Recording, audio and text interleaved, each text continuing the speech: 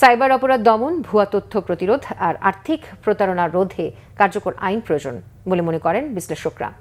বুধবার বিকেলে গুলশানের এই বিষয়ে এক আলোচনায় তারা এমন মন্তব্য করেন। এতে সরকার, সিভিল সোসাইটি, গণমাধ্যম, শিক্ষাবিদ, আইন প্রয়োগকারী সংস্থা, বেসরকারি খাত এবং আন্তর্জাতিক প্রতিষ্ঠানের প্রতিনিধিরা অংশ নেন। আলোচনায় অংশগ্রহণকারীরা সম্প্রতি পাশ হওয়া সাইবার সিকিউরিটি আইনের প্রভাব নিয়ে মতামত দেন।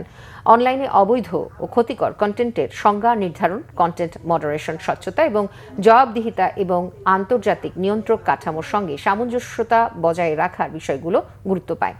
সংলাপে অংশগ্রহণকারীরা বলেন, সাইবার অপরাধ দমন, ভুয়া তথ্য প্রতিরোধ এবং আর্থিক প্রতারণা রোধে কার্যকর আইন প্রয়োজন। তবে একই সঙ্গে সাংবাদিক, মানবাধিকার কর্মী এবং সাধারণ নাগরিকদের বিরুদ্ধে আইনের অপব্যবহার রোধে শক্তিশালী সুরক্ষা ব্যবস্থাও নিশ্চিত করতে হবে। মত প্রকাশের স্বাধীনতা যাতে ক্ষুণ্ণ না হয় সে বিষয়েও গুরুত্ব আরোপ করা হয়।